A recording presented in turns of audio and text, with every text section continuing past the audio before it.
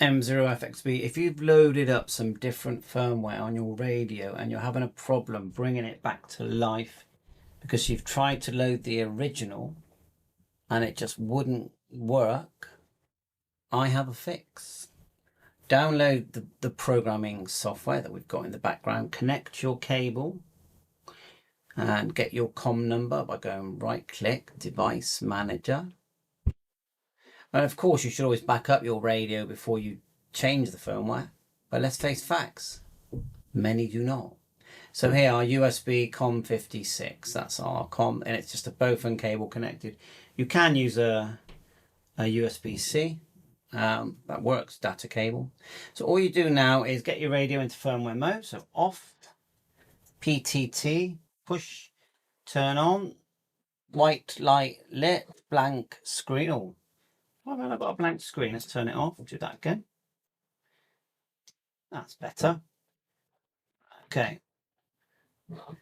White light, blank screen, we're in firmware mode. We know our COM, which we select here on the top left. So this is also programming software. Then go to device and go update program. Click. You get this. And then now select the original software, which is just by hitting the 3 dots. And here's mine, 70301. Click update. And away you go. And that's it. You'll get your radio back. The configuration data is important to save that because it's set precisely right for this radio. And I bet you if you could borrow that configuration data from someone who's got one of these, you could probably get yours perfect again. I haven't. Send me one if you want, but it has to be original. Anyway, you can see there it's rebooted, it's all back to normal, and you can use the same software to load your memory channels. I'm having great fun tinkering. Do I need to have another budget radio? Of course I don't. Is it making my hobby more fun and more enjoyable? Yes. Surely isn't that the reason that we bought or got into this hobby in the first place, so we could tinker with lots of gadgets? Or should we just only buy what we need and just have one HF radio, one VHF UHF radio, and a couple of handies for our whole life? And then when we die at 80, we've got 4 radios because we were sensible with money. Come on, enjoy yourself.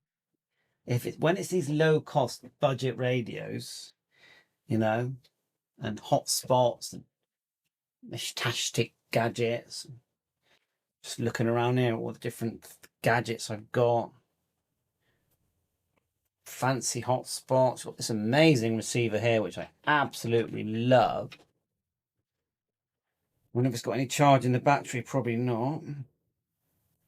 This little thing, no, it needs charging. It's a HF receiver that you can actually have full screen on your PC, and it only costs, I think, it wasn't much. And it has HF and it decodes FTA on screen. And then we've got my Flex radio encoder. Check out G7 UFO's little microphones that he makes for your USDR type budget devices. You know, just tinker. I mean, have you got a hotspot? Have you got a Raspberry Pi? Get one. Learn. Put something on it. Look at this one here with DigiPi on it. You connect this to a radio, it decodes packets. And yeah, there's learning to everything. But if you're not willing to learn, then you're going to have a really boring hobby because you're just going to sit there. It's a little microcontroller. Drinking cups of tea and coffee. And listen to the same stuff, nearly the same stuff every day for 40, 50 years. Boring. Bye for now.